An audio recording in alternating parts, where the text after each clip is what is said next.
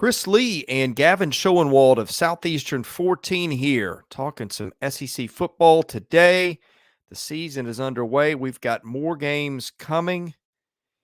Gavin, you were in the stands for Vandy-Hawaii. We've got Utah and Florida coming Thursday. Don't forget that, guys. If you expect to watch Florida and Utah Thursday, you will have missed it by that point. By the way, we've got 11 games Thursday night. I don't know what's up with that. Yeah, not the greatest schedule of games, but I don't know when we started having 11 games on Thursday night. We've got Utah, Florida. We're going to talk about that today. We'll continue quarterback battles for a little bit, and we'll get into sleeper teams, some teams that Gavin and I think the public could be sleeping on a little bit, although I don't know how often an SEC team gets slept on these days with the coverage in the league. Yeah.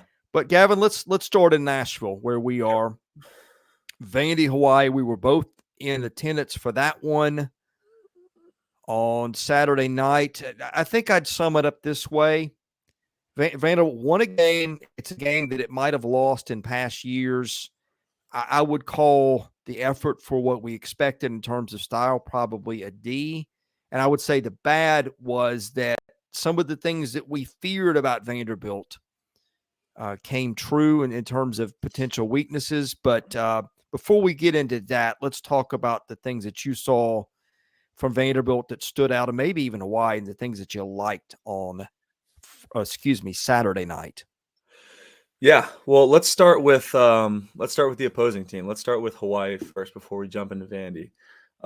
They looked completely different. I got to give credit to Timmy Chang and what he did out there with his team. I mean, we went out there a year ago in the Islands. It was us versus the Islands, and when we played them, they were at a point where we were, that first game, which was a nightmare under ETSU in year one of Clark Lee. That's where they were. And then a year later, they were, so much better and what's not. And that's what happens when a program restarts. When a program restarts with a new head coach, however many new players they had, it takes time. And so, side note, that's why I'm really intrigued to see what happens with Colorado this year. Wait, another story.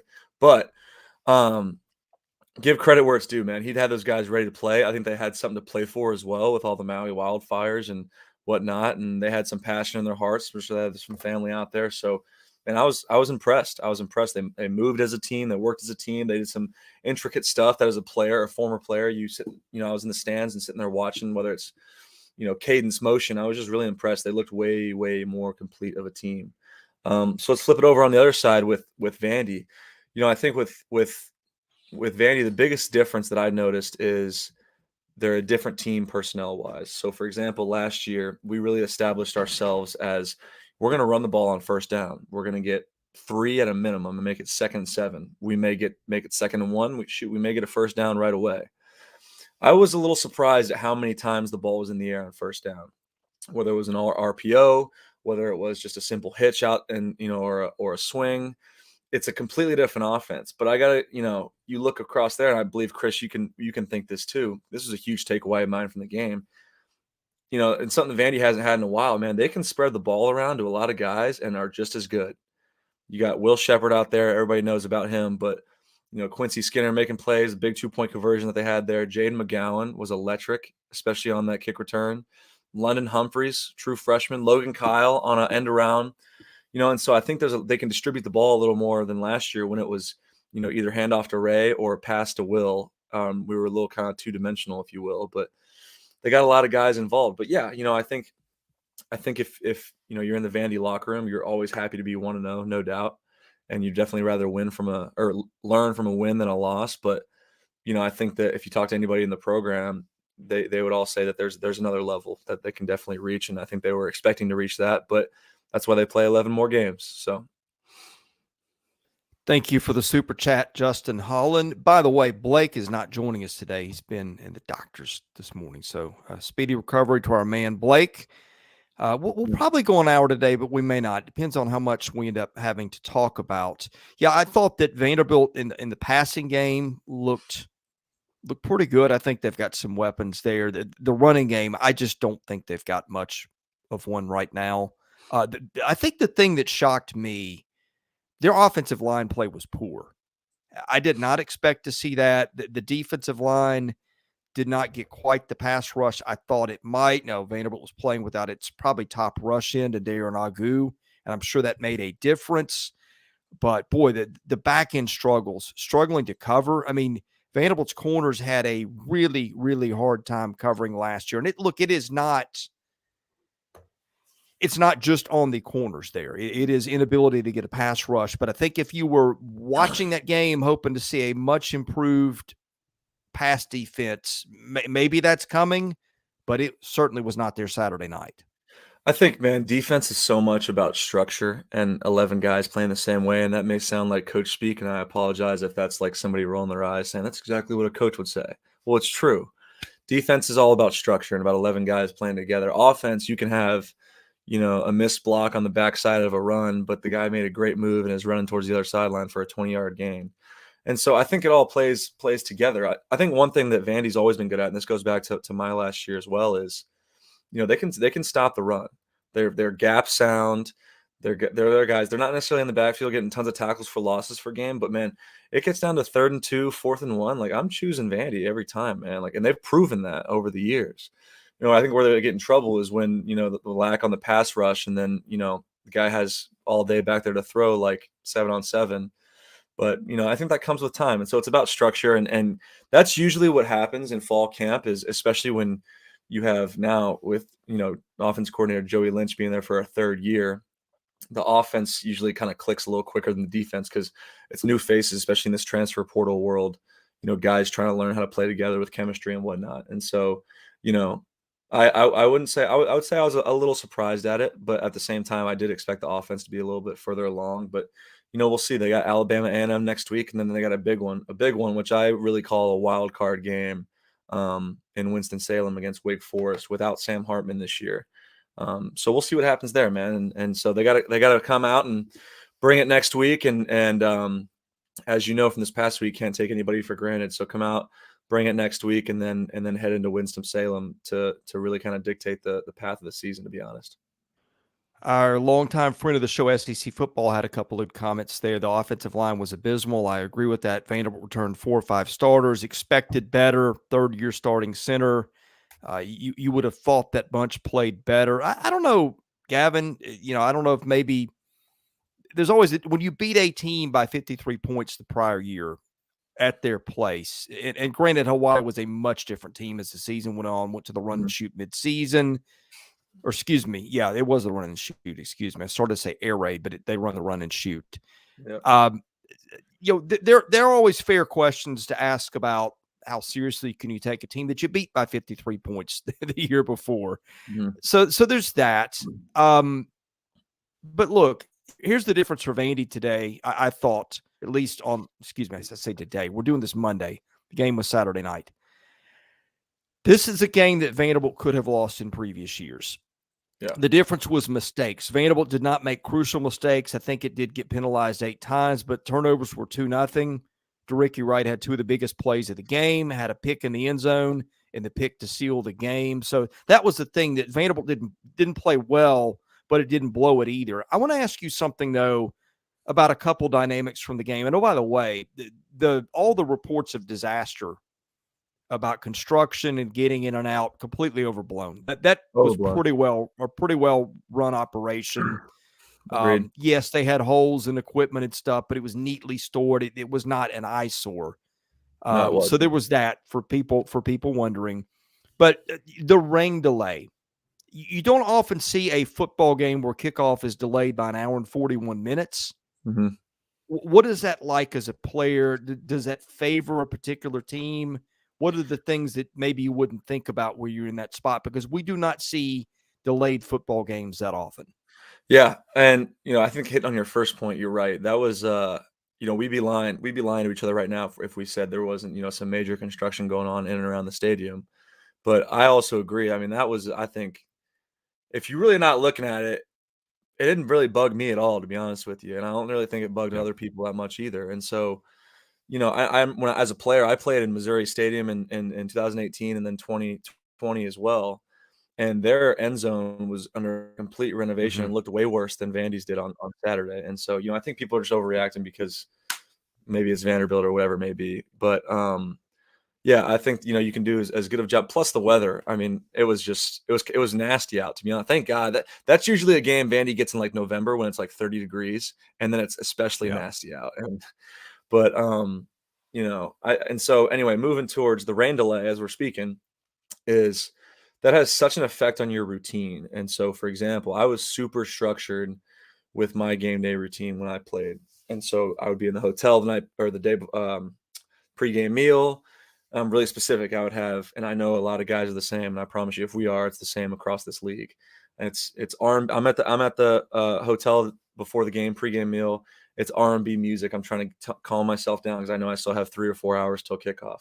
We get to the facility. It's some more up tempo hip hop rap kind of stuff.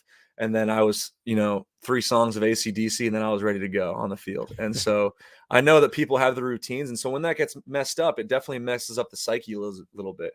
Is it an excuse? Absolutely not, because the other team's going through it as well. And so it's really just about how well you can adjust. And I think actually I would argue that it could be even a disadvantage as the home team, because you have your whole facility, you can walk around, you can do this and that, versus if you're an away team, you're in a small confined area, you're locked in the whole time. It's very easy as a home team to get distracted. Hour and a half, you got your phone sitting there, you can walk to the training room, you can walk to the weight room, roll out a little more nutrition, whatever it may be. And so I think as an away team, instead you're packed in kind of like that little as we talk about like those little dungeon. I know last week we spoke about the visiting locker rooms and how that can be like a little bit of a miserable experience sometimes. Well, if you're in it and you can't look at anything else besides your teammate who's sitting across from you for an hour and 41 minutes, you're still pretty locked in. You can't really get distracted. There's not a lot of distractions around you. And so, I went through my fair share of rain delays. Had a big one my freshman year against South Carolina, which was miserable. And then like we're in the middle of the third quarter and they delayed it again. And so it's the worst. I literally hate rain delays as a player. There's nothing worse. It takes you out of rhythm. It takes momentum out of a game. And so it's definitely a wild card. But as you said, it's still an even playing field because both teams are experiencing it. I'll tell you the pain as a media member. Your phone blows up with when's this game going to start? Because we're in the press box and people want to know these things, and I mean, people just go crazy waiting for the game to start. That's hard on fans too, especially when it's already a 6:30 kickoff. Yeah, we're in the South where a lot of people are going to church the next day. If you're trying to build a fan base and get fans into the game and everything, I'm sure there are families that just ended up sitting this one out because they didn't know when it was going to start. mm-hmm. It ended up starting at 8:11. Once we get into the game and put the weather issues and things aside, there's one thing that it drove me bananas while I was sitting there watching the game that has had nothing to do with Vandy or Hawaii.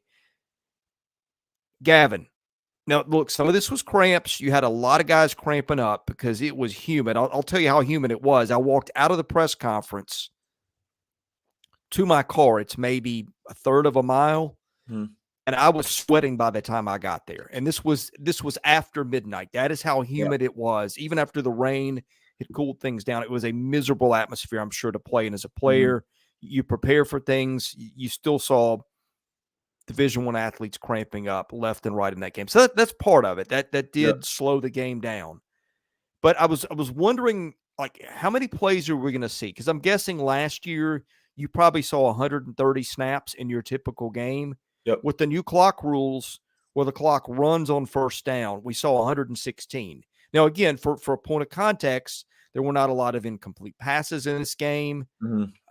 So that's part of it too, maybe. But I just thought 3.5 hours for a game with 116 plays is too long.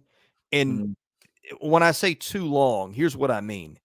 I'm at the game. I'm locked in. I'm trying to pay attention to what's going on. The breaks were so freaking long that by the time they got back, I had forgotten what the situation was. Is it 3rd and 7? Is somebody about to punt? When you have no game flow like that is bad on the fans. That's bad on your TV viewers, and they've got to do some knock out an extra commercial or do something. But that game took too freaking long.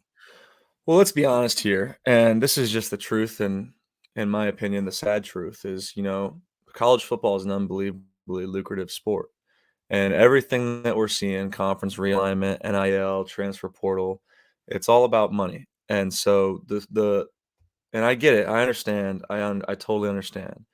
But it's taking away a little bit of what, just the love of the game aspect. And so there's nothing worse. You're right, Chris. Those TV timeouts are ridiculous. I remember as a player so many times, as an offensive player, obviously, our team catches a punt and, we walk out there for the sideline huddle with the coach, and I'm constantly looking over my shoulder, looking for the old guy with the stick who's got the 2.5-minute clock telling you how long the commercial break is. I'm looking to see if he's going to come off the sideline or not.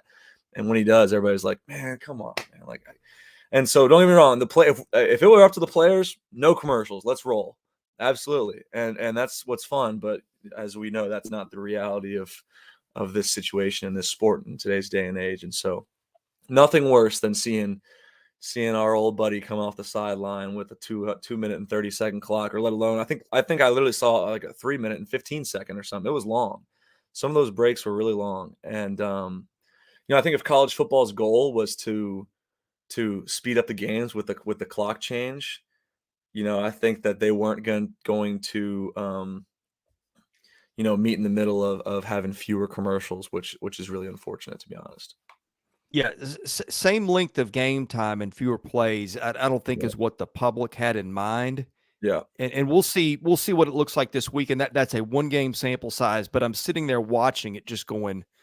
And I wasn't the only person in the press box. We were all complaining, like, this is taking too long. It's just taking too long, and it wears everybody out. Now, this may be the only time I ever say this, or maybe not, because they're finally starting to get something right. I don't know how much you follow Major League Baseball. Yeah. Major League Baseball has gotten some stuff right this year. They have figured out how to speed up the games. I'm watching a game about 2 weekends ago, or a series of games, Gavin. I've got the MLB package, and so I'm sitting there.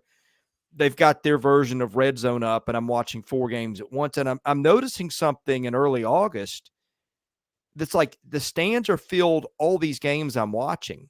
Yeah. And that Major League Baseball has figured out with the pitch clock, with the batter rules stepping in and out, those kind of things, and less time between innings. Yeah. I'm sure that they are sacrificing a little bit of commercial time, but guess what's happening? I looked this up 2 weeks ago. August to August attendance was up 13%. Yeah, that's and a lot, with man. the Oakland A's counting against it. They're moving out of Oakland. The numbers weren't good to begin with, and now that's a lame duck franchise. So this may be the only time I ever say this, but SEC and college football could learn a little something from Major League Baseball right now, because they were figuring out some things with the clock, and what you're seeing is more fan interest and engagement. Agreed, man. And I think, more than anything, like let's first off, let's rewind to when those rules first got in place. You saw all over Twitter, oh, this is bad for baseball. It's taking away the love of the game. The initial reaction the first week was like horrible. And so, but now as it's kind of played itself out and, seasons went on a couple months and we're seeing all these statistics, you're right. It's way more enjoyable to watch. And now that guys are getting the hang of it, it kind of throughout the players of the routine and whatnot. It's enjoyable to watch, man. I just went to my first Major League Baseball game in June, a Cardinals game. I drove up with a buddy from Nashville up to St. Louis. And I'm like, hanging out, and we're having hot dogs and beers and whatnot. And we look up, and it's like the 6th inning. I'm like, the game just started. And that's great. I love it because, it used to be at the ballpark for 3 hours, and you hope it's not going to be 4. And so, man, I think it's awesome. And it'll be interesting to see if, you and I just spoke about the game clock and how long it was, and how it'll be interesting to see if we're still having this conversation in November when it kind of plays itself out over the time and some other college football games. I will say this about what the new clock has done, and just watching the Notre Dame game earlier in the day on Saturday and a couple others, is you get an offense that gets on a long drive, man, you can take up like a whole half a quarter. And so if you get on a long drive and you don't let them go to commercial to get their money, and you don't let them stop the clock, you can go on a 12, 15 play drive, which is very possible, especially for these some run heavy teams. And you can look up and you can take a chunk out of a quarter. And, I think that's going to be a lot of team strategies, especially when you're playing teams like Tennessee who want to score in 30 seconds, and you're playing teams, who have those fast paced offenses. I think that gives those teams honestly a little bit more of an advantage, because it's less time for those, for the defensive players to be out there for those high scoring offenses than, really quick scores for teams like Tennessee and such.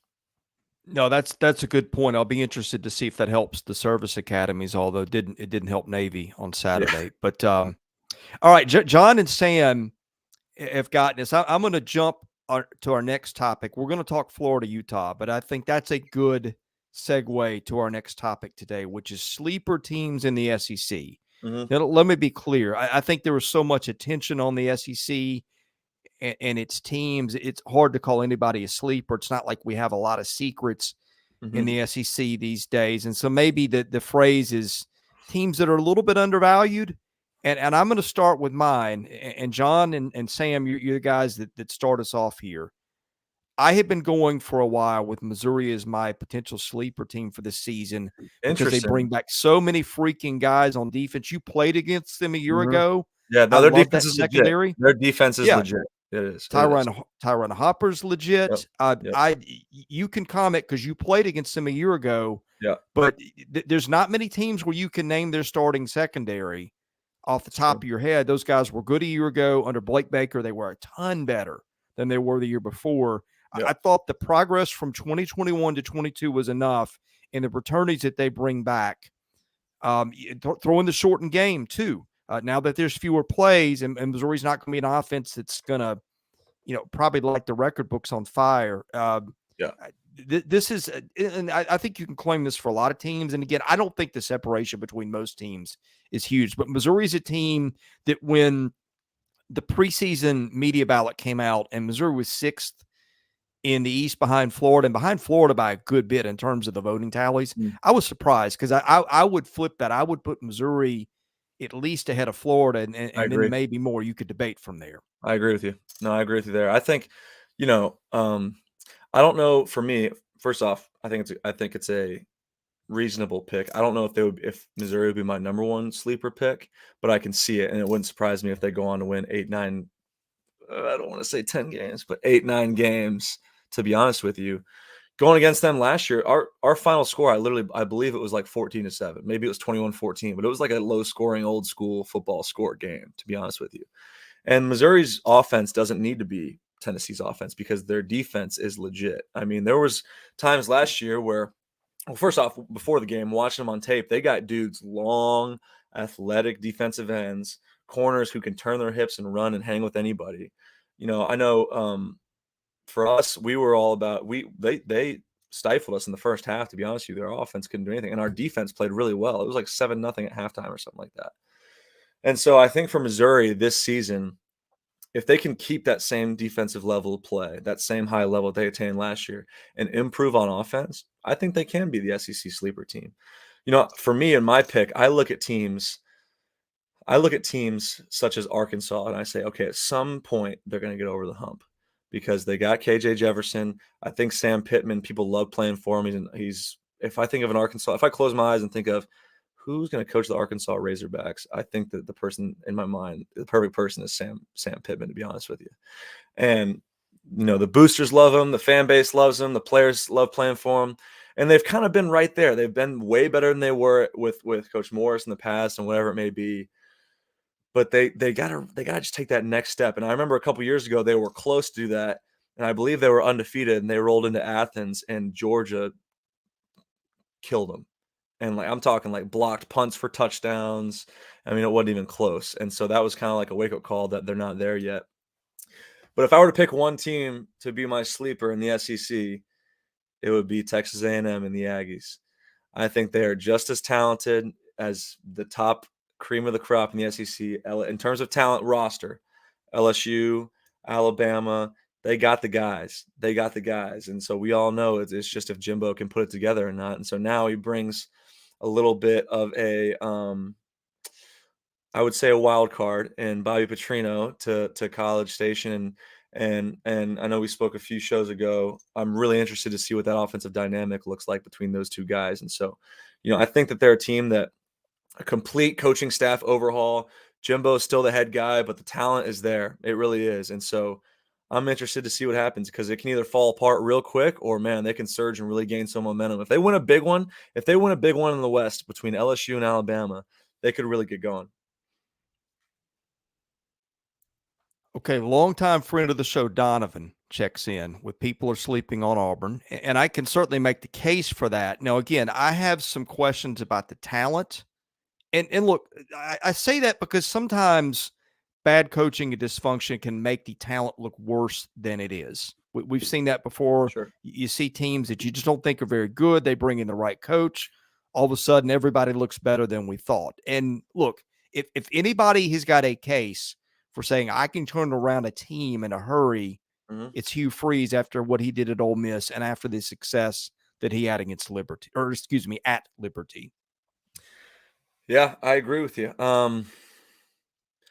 For our viewer Donovan here, I can see it and I understand it, but I need to see it first. And we're gonna find out real quick because they go on the road and play a long road trip, and they play at Cal, who is, a Pac-12 team.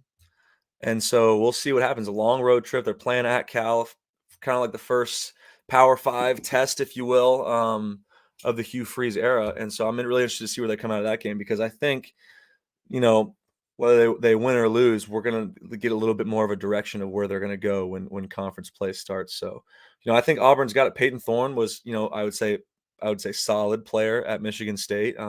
They've added some other pieces as well. But you're totally right, Chris. Like, if anyone can do it, it's Hugh Freeze. And not only has he proved it at two programs, but one of them was in this conference.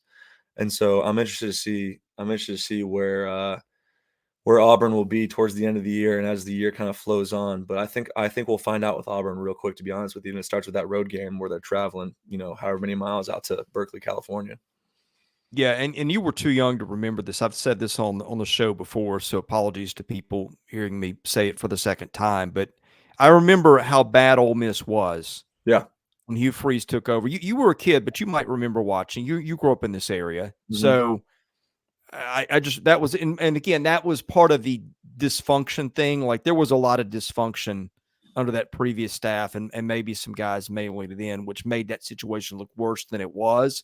But I just remember how quickly Hugh Freeze had Ole Miss being competitive again. I want to say that first year was a 7-6, 6-7-ish kind of team, and then I think the next year was the year that they went to the Cotton Bowl. So he got it, and I think that this Auburn team has got more talent.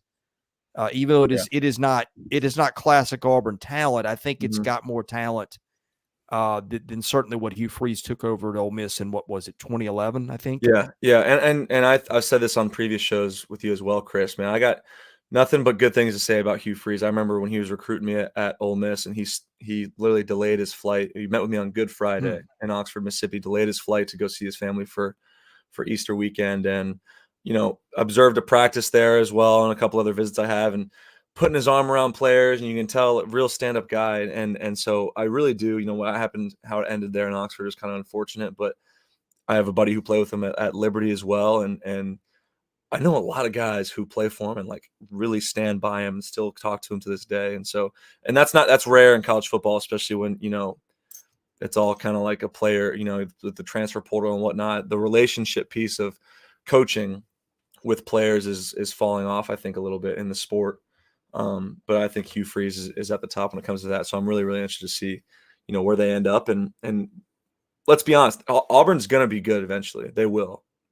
Hugh Freeze was the right hire. I would be shocked if they, I'm not saying they're going to be playing for national titles or anything, but I would be shocked if they're not out there, competing back with the top of the SEC West, and then, let the dominoes fall where they do. But to me, it's just about when. It's just about when. Well, is it this year? If I had to guess, I don't think so.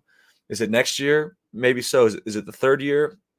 Probably so. And so for me, it's not with Auburn and Hugh Freeze. It's not of, is he the right guy? I hope so. He's already proven that. He doesn't have to prove anything to that. He's done it in this league.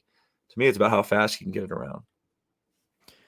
Okay, Jalen Hurts Cannon says A&M is the hardest team to predict for sure. They could go 6-6, but also go 10-2. I don't know who the hardest team to predict is. I mean, all of them. The SEC is so hyper competitive and balanced this year, I think. But here's the thing: A&M was never really quite as bad as people thought a year ago. You looked at the computers; they were still a top 40 team despite a losing record. I mean, I think I want to say that they scored 21 points, gave up 24. So the margins of victory in their losses were generally not big. They were one play away from beating Alabama. And I said this before last season. You go find it. I said, I think that people are getting out a little bit in front on A&M because it is a young team. I mean, yes, that they had a ridiculous recruiting class, but they're true freshmen. There's a lot to learn your true freshman year in the SEC, no matter how good you are. That is kind of the way it played out. Well, guess what? The freshmen or sophomores. You saw quarterback development at the end of the year, and oh, by the way, an offensive coordinator who kind of knows what he's doing based on history. Dude, it makes such a difference. That year one, you don't know what the hell you're doing, man. You're just out there. You got a pair of shoulder pads and a jersey, and you're going to go out there and you're going to try your best. You don't know what you're doing, I'm telling you. And so that's kind of what I was saying in our previous segment is they have as much talent as anybody in the SEC, as Alabama, as Georgia, as LSU. Roster-wise, it can compare parallel with those teams. Can they put it together? Do they have the experience? The SEC is a junior-senior league. Are those sophomores ready to compete with the older guys? And, that's exactly why I said, that's why I said I totally agree. There's a comment up there, I believe somewhere about, A&M can either go 6-6 or 12-0. And that's to me, that's why A&M is my wild card pick, because I have no clue. It could be a repeat of last year. We could be sitting here at the end of the season and Jimbo Fisher's on an island collecting those bio checks. Or he could be preparing his team in January for the national championship. I have no clue. But I think we're going to find out real soon. I'm right there with you. Okay, Chris Cobb saying Aggies are 5-0 going into the Alabama game. Okay, let's look at the schedule. Look at the schedule. New Mexico, going to win that one. Yep. At Miami, think they'll win that one. Won it last year, close game. I don't know what to make of Miami. Yeah. Following last year's, what was it? Were they 5-7 a year ago? Got beat by Middle Tennessee State late. That they were just awful down the stretch. Wow. ULM, that's one of the worst 5 teams in college football and within the FBS. That's a win. And then it gets interesting. Yeah. If they're going to go 5-0, they got to beat Auburn. But guess what? That's in College Station, and they got to beat Arkansas. Yeah. That one is in Arlington. So look, if A&M's 5-0 at that point, Gavin, that's a top 10 team. I mean, they started 25 in the polls, I think. Yep. I'm looking at it right now as well, because I'm looking at that Auburn game. Because like I said about Auburn, I think that Cal game at Burke, that's a game that they probably should win. It's a game they probably should win. It's way on the road. I mean, way on the road, about as west as you can get, besides unless you're playing at Hawaii. And a Power 5 team that has a returning head coach and solid players and whatnot, that's a team that they should beat. If they don't, then you can probably pencil that in as a win for A&M. But then that A&M Arkansas game, that's at Jerry's World every year, isn't it? Yep. That's an interesting game, man. I feel like that's always kind of a toss-up, isn't it? It's always kind of a toss-up, and I feel like big plays are also always made, and I really enjoy watching that game. I remember Traylon Burks had a monster game a few years back for Arkansas. And so, as I was saying earlier, Arkansas, that's if they want to reach the next level, that's a game they got to win. But that's the great thing about this league is so many games are basically pivot points of the season. We win this game, we feel momentum. That's what happened with us last year. Vandy would beat Kentucky. We knew we were in that Florida game. We were rolling, man. We were rolling. There was no chance we were losing that game, and we kind of jumped them from the start, to be honest with you. And so I think it's all about momentum. If they can, I'm interested to see what Auburn looks like, and then if they can win that Auburn game, and they can beat Arkansas in Jerry's World, and they roll into Alabama 5-0, then we're really going to find out. We're really going to find out if as we said earlier from our viewer, are they going to go 12-0 or 6-6? Here's another one I think is interesting, and I think the "we are being disrespected" chorus. I've heard it some from Auburn. I mean, look, I think every SEC fan base feels like they're being disrespected. Alabama might even be able to say that a little bit this year. But yeah. I think the 2 places I've heard it the loudest seem to be 1, Columbia, South Carolina, and 2, Starkville. And I don't think it's disrespect. I think it is a very balanced league. You have the transfer portal, which makes things harder to sort out than ever before because you don't know how things are going to come together or not come together. But State is one that I've heard it a lot. And look, there's a little bit more stacked against State, I think, than that fan base realizes. And I mean that as no disrespect, because I think that's a good team. I think every team in the West is probably a top 30, 35 team nationally, potentially. Probably so. Top 40 might be more like it. I've got a lot of questions about Auburn for reasons we sort of unwound already. But yeah. There's a couple of big things against Mississippi State, okay? And I'm not saying they can't be good, but I think these are the things that sometimes little things end up being big things. Zach Arnett's first-year head coach. That's not always easy. They've got the tweaks, changes, whatever you want to call it, to the offensive season. And I think the one that people don't talk about enough, they lost the best corner in the league, the NFL. Yeah, having a guy who can lock down receivers, I mean, that is one of the bigger commodities. Look, they've still got Will Rogers. Oh, they also lost Ra Thomas to Georgia. Yeah. Although they've got their receiving room has been pretty balanced there for a while. They did add a good tight end, which they haven't had in a while. That's a team that I think people in that fan base feel like is being disrespected. I don't see it as that way. I just think sometimes when you're trying to sort through teams, people take the easy way to say, hey, this is why it could fall apart, or that's why it could fall apart. Yeah. And State with them, there's a couple more things there than most teams with them. And I just think that's where people use that as a jumping off point. No, I completely agree with you. And from our viewer here, Mississippi State's been to 13 straight bowl games. Okay, yeah, they're gonna make it to 14 straight bowl games. I don't really have a doubt about that, to be honest with you. If you're a top 40 team nationally, which, as we said, we believe every team in the West is, you should make a bowl game, and I do think they will. Do I think they'll be at the top of the West? I don't. But Chris, you're totally right. Not only is Zach Arnett a head coach, but let's not forget, like, it's not like their previous coach got fired. I mean, that's pretty devastating about what happened to Mike Leach and whatnot. That takes a total effect on the players he was recruiting, the previous players of his last regime. I mean, that's some powerful, powerful stuff. And, granted, they've had some time to grieve and mourn and adjust to new head coach Zach Arnett and what that may be. But I mean, people aren't talking about that enough, to be honest with you. People aren't talking about that. Their previous head coach passed away suddenly, like a sudden death. And that's devastating for a program, man, and the relationships he built, especially for such a polarizing guy, And so, but I'll say this about Mississippi State too, man.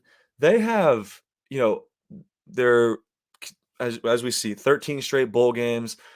And unless you're talking about the Dak Prescott years, we're never really like top of the SEC, but just a solid team every time you play them.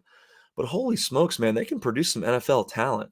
I mean, Emmanuel Forbes last year, unbelievable player. Jeffrey Simmons is the face of the Tennessee Titans, an absolute monster and the leader for them.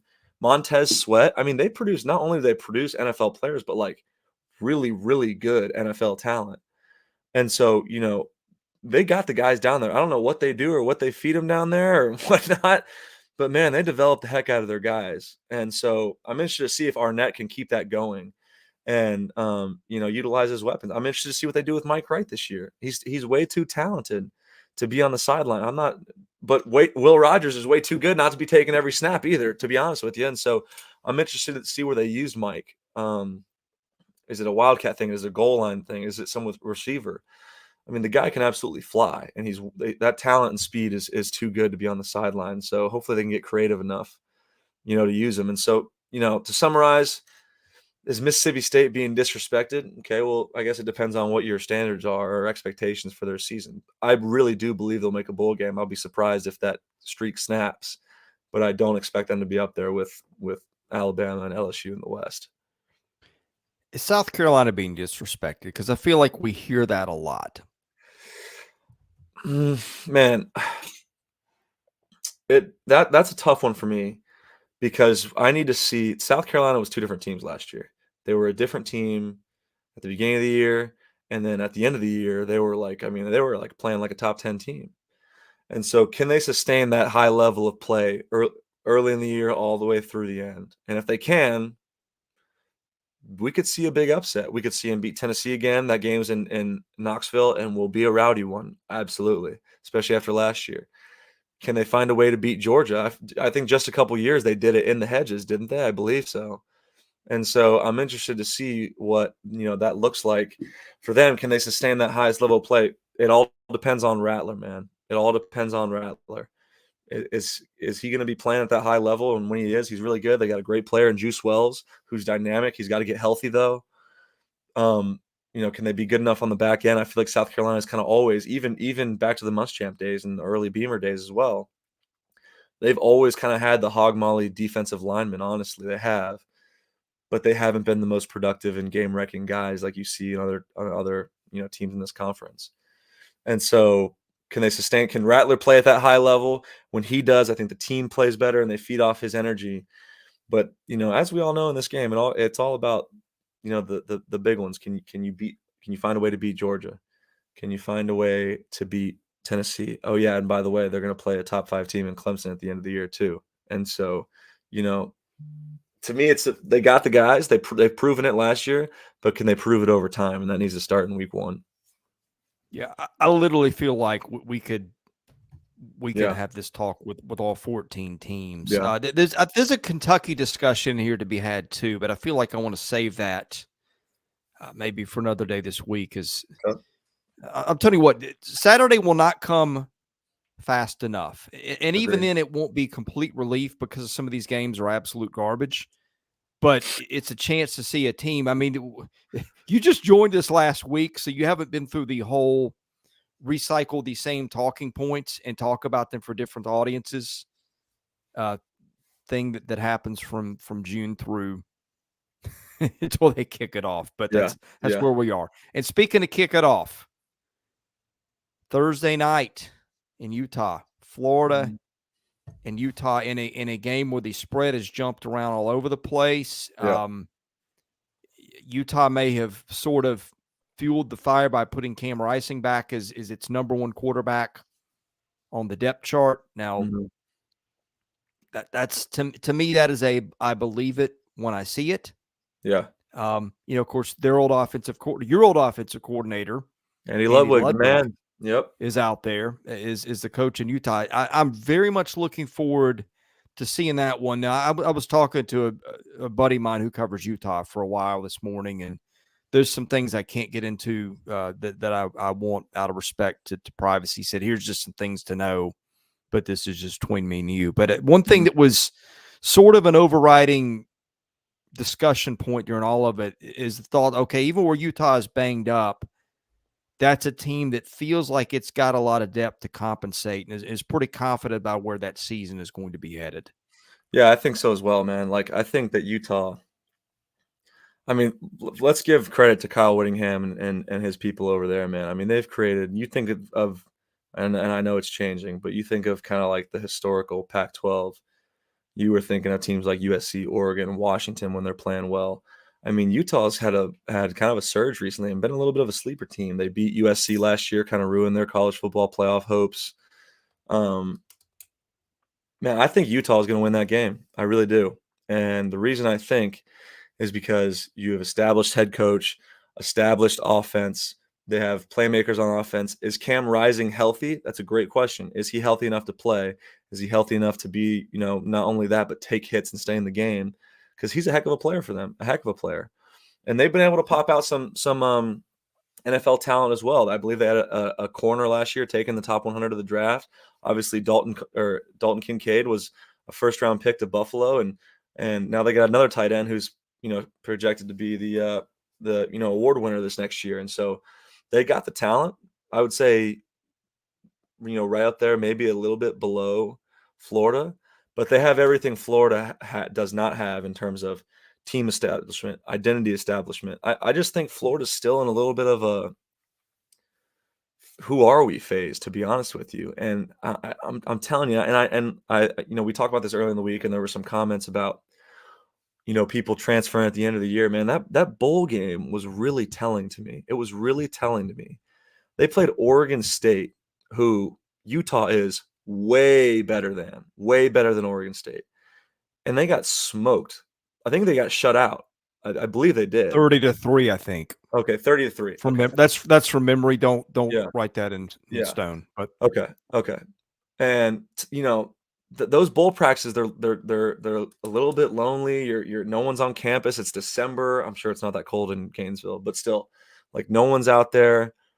And then they go out there and play Oregon State and get beat 30-3 by like a middle of the road Pac-12 team. And now you expect to go around and play I believe Utah's the back-to-back champions, aren't they? a bit. Jonathan Smith had a pretty good team, but still, Florida should not have lost that game by 28 points. Yeah, no, they shouldn't. Especially if they shouldn't, especially if they expect to win this upcoming game. Utah's the back-to-back Pac-12 champion, correct? I believe they are. They won 2 in a row now. Yeah. And so, you go against that Oregon State team, and then you turn around, and so I'm just really that game last year in the Swamp, that was an awesome game, by the way. That was fun to watch, and it was cool to see Utah, a team that doesn't get to play in that SEC environment that often, come and play, and that was a really enjoyable game to watch. I am really intrigued to watch this game, but I think the keys truly are of both sides, and what's going to decide it is, one, is Cam Rising healthy? If he is, can he last the whole game and perform at that high level? 2, is Florida established an identity over this offseason in terms of who they are, playing with toughness, playing with all-out effort? Because at times last year, honestly, it was kind of easy to push them around. I'm being honest. I'm talking from experience. Yeah, I'm talking from experience. And look, I really don't like, and Chris knows this, so we've had private conversations. I don't like talking bad about programs, and I hope I'm not talking about this at Florida, because college football is better when Florida is really good, man. The Swamp Kings documentary and how they were rolling back in the day, and the Swamp, as I've said in previous shows with you, Chris, it's been my favorite away experience. It has. And Florida, I really want Florida to get back to where they are, but I just have so many question marks about who they are and what their identity as a team. How tight are they as a team? Is their quarterback play? I think that's another question as well. What's that going to be with Graham Mertz? Is he the guy? Has that been officially announced, by the way, Chris, or no? I don't know if it's official or no. I think they announced it last week. Look, I don't think anybody could fathom that being anybody other than him, because look, it's what's left on the roster, and it's not pretty. But and I think that'll be interesting. I want to see. One thing I'm watching is I want to see what they've got out of the box with Graham Mertz. I mean, outside of Ricky Pearsall, what other receivers they have. But you know what? I think what they're going to do, and they were pretty good against this most of the time last year, although it came in stops and starts, and it certainly stopped when you guys played them last year. They did not run the ball well a year ago. Yeah. And with Richardson gone, it's going to change the way teams defend them. But I just thought Montrell Johnson and Trevor Etienne ran the ball so well a year ago. Yeah. I looked this up. Here's the thing that I don't know if people are talking about enough. I think Utah had a ton of sacks last year. And if you take sacks out, Utah gave up 5.3 yards per rushing play. If Utah's not a lot better in that regard this year, Florida could make this a lot more interesting than people think, or maybe even win this game. Yeah, I think that's entirely possible, and that's kind of what I'm talking about. I'm interested to see if Florida comes out and establishes an identity early, especially with the question marks at quarterback. And we all know Florida. I mean, they've chugged out some tough runners in recent years, and are those guys coming back and going to be able to play at the same level? And so I'm interested to see early in the game if Florida and Chris, if you know that statistic, Billy Napier knew that in May. He knew that in April. And so, is that the game plan moving forward against Utah? I think we'll find out early. And I'm interested to see if they do find, success there, do they stick to it, or do they let Mertz, rip it around a little bit? But Utah's going to score points. They're going to use their tight ends for all the people who are going to tune in Thursday. Andy Ludwig was my offensive coordinator at Vanderbilt in the 2018 season, where, we went to the Texas Bowl. And really, honestly, if we're being honest, Chris, we probably should have won 8 games that year. We were right in there with all these teams. Lost to Notre Dame on the road on basically the last play. Lost to Missouri on the last play that year. A lot of games kind of slipped through our fingers, but Andy Ludwig is one of the better offensive minds I've ever been around, especially when he uses two tight end sets. So for you guys tuning in on Thursday, look closely at Utah's offense. They got two guys who both of them can play. Obviously, they had the first-round pick last year in Kincaid. He's going to use those tight ends very strategically in the run game, in the pass game. So I'm interested to see if he attacks the seams with the tight ends, and then obviously, if Utah is going to be able to stop Florida's tough runners. All right, give me an Andy Ludwig curveball, something that he might do that might not be on the list of everybody's discussion points right now. Well, I can tell a story about him. I can tell a story. So I remember when and Chris, we've had conversations about this as well. At a high school, I actually was a quarterback here in Nashville, Tennessee at Brentwood Academy.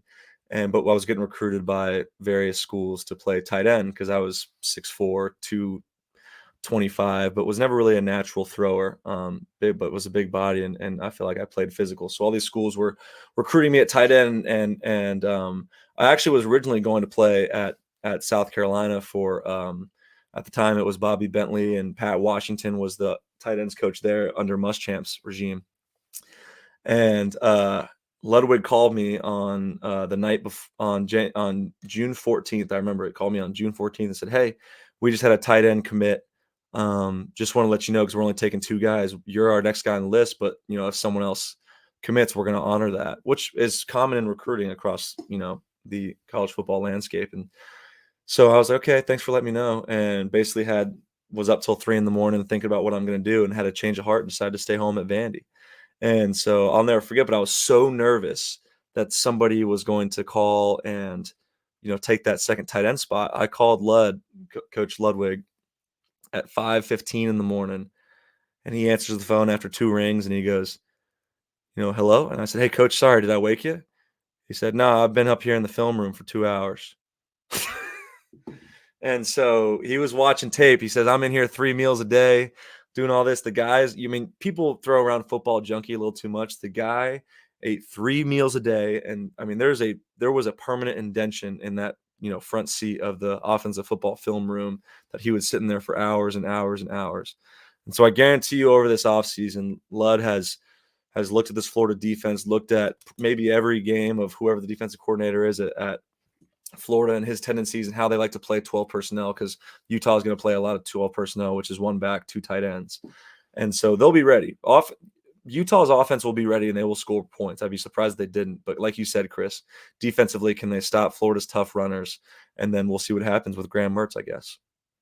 What are you looking for out of Florida's defense? Because it is just not the star-studded unit that I think you and I have grown up with. I mean, you can name linebackers, safeties. I'm not saying Florida doesn't have some good players, but in the pantheon of stars in the league this year on the defensive side of the ball, Florida's a little bit more anonymous.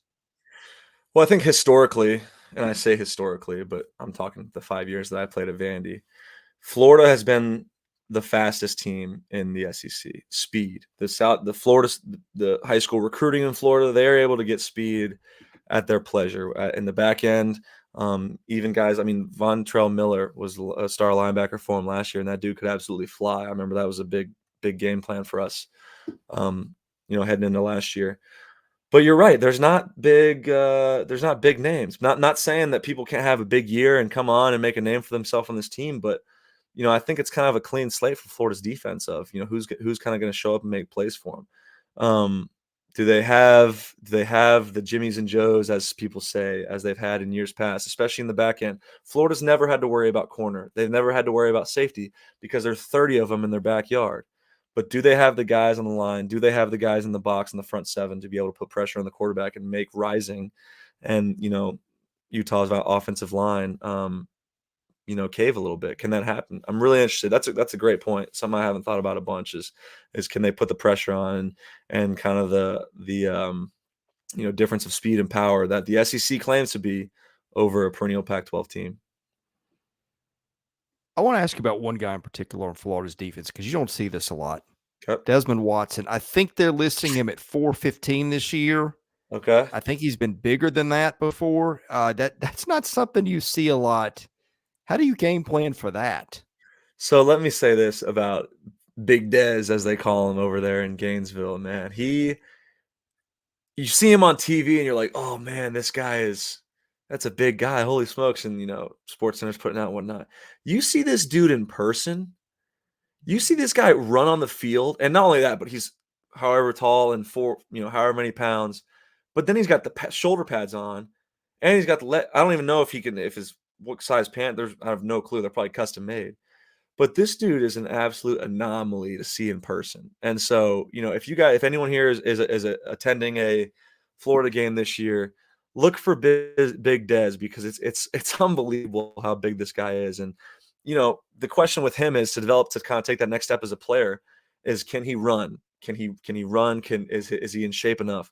Because it was the same thing with Jordan Davis at Georgia. He was always a big guy, but he really took the next step and became that total game wrecker, and where people were even talking about him being in the Heisman conversation. I'm not saying that's Desmond Watson, but the guy took the next step in his career because he got in shape.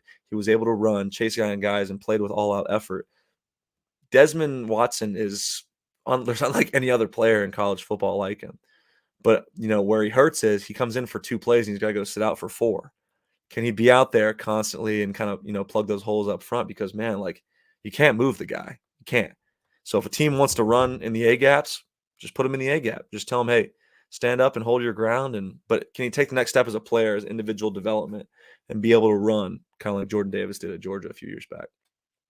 I take that back. I said 414. They're listing at 449. Now I hadn't seen if they've updated that since camp, but what are the conversations that go on in an offensive film room about moving a guy, or do you just concede that you're not going to move him? How does that go? Yeah, well, you're not going to move him. You're not going to move him. And as much as you guys will learn, and I'm not speaking about Vanderbilt coaches, but really everyone I've kind of experienced through my years, college football coaches, especially, coordinators and position coaches or whatnot, are so stubborn and think that, oh, no, I'll be able to move him. My play calls will be able to move him, even though every other single team that you've seen on tape hasn't been able to move him, whether it's 2, 3 guys.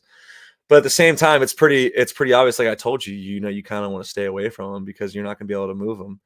And so, but that's where it becomes, a little bit of I don't want to say disadvantage, but like, when he's not on the field, because then you want to attack those gaps. When he is, because you're going to stay away from it. But he's only out there for 2 plays a drive. He can't play long enough and whatnot. And so I hope so, man, because he's really fun to watch. And he's like I said, an anomaly to see in person. I mean, the guy is an absolute behemoth of a human being. And so if any of you guys are coming, to watch a Florida game this year, look for Big Dez. He's fun to watch. All right, Gavin, got a couple minutes left. Let's wrap it up. Anything on Florida, Utah, any news over the weekend to react to that we didn't get into? I think the comment there from Jared, yeah, I agree with you. And I think that I remember, and, we all try to predict and whatnot. I remember when, Napier left, when basically what everyone was saying is, oh, LSU let Napier get out of Louisiana and went to Florida. Well, like we said in previous shows, man, Brian Kelly got it going pretty quick there. And so, when Napier hired, or when Florida hired Billy Napier, I was really impressed. I was really impressed and thought, man, it's a great hire. And I was really confident that they were going to get back to where they were. Napier's got the recruiting going because their facility is a country club. I mean, they have an outdoor pool, they got lounge chairs, they got all this stuff. I mean, you bring a recruit there and show them that and walk them around campus and nice weather and palm trees, like that's easy. That's going to sell itself, man. We need to see it on the field with Florida. And like I said previously, man, I hope, because I like when Florida's good. I like when they're challenging Georgia, man. I like when they're out there fighting at the top of the SEC East and then eventually, and playing in Atlanta. I like that for Florida. That's fun to watch. But I need to see that from Florida in the season.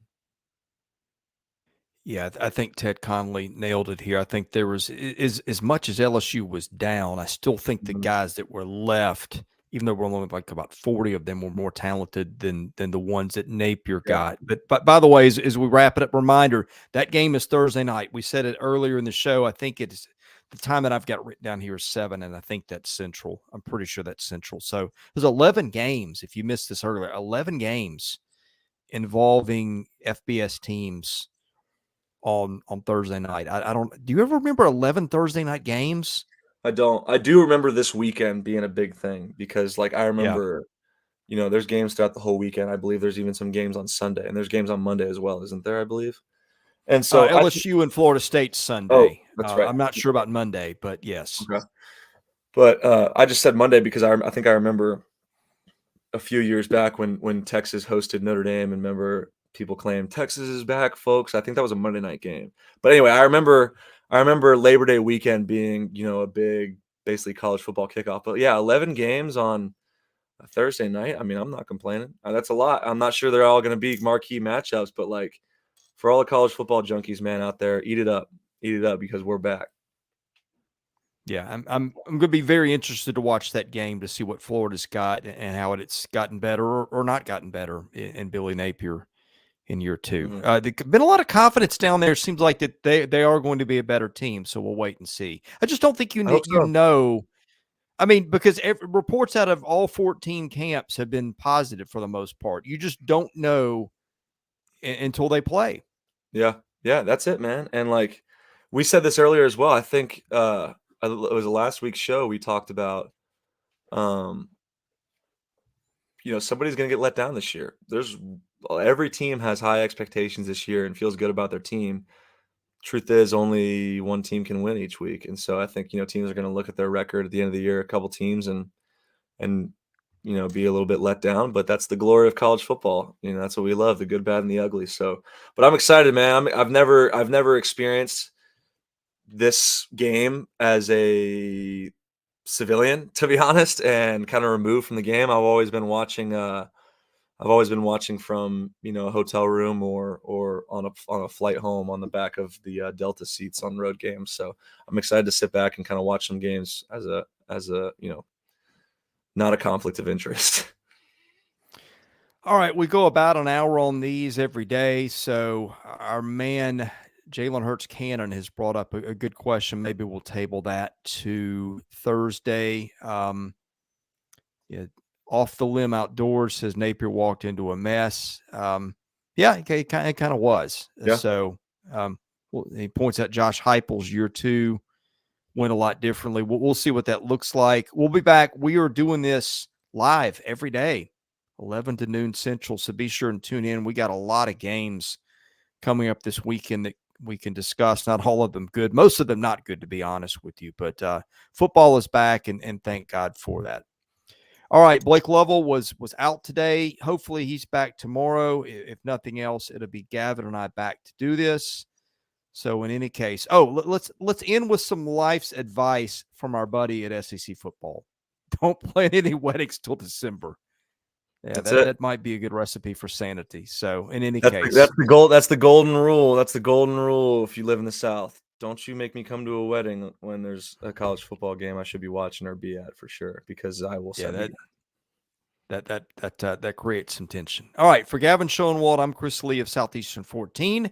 Thanks for watching. We'll see you back at this on Tuesday from 11 to noon Central, and then of course throughout the week we'll have some weekend content coming up. We haven't exactly planned what that's going to look like, but as you were around last year, we did some live streams and things on Saturday. But in any case, going at it every day from 11 to noon. Be sure to subscribe, hit the like button, tell a friend. For Gavin Schoenwald, I'm Chris Lee. We're Southeastern 14, and we'll see you again soon.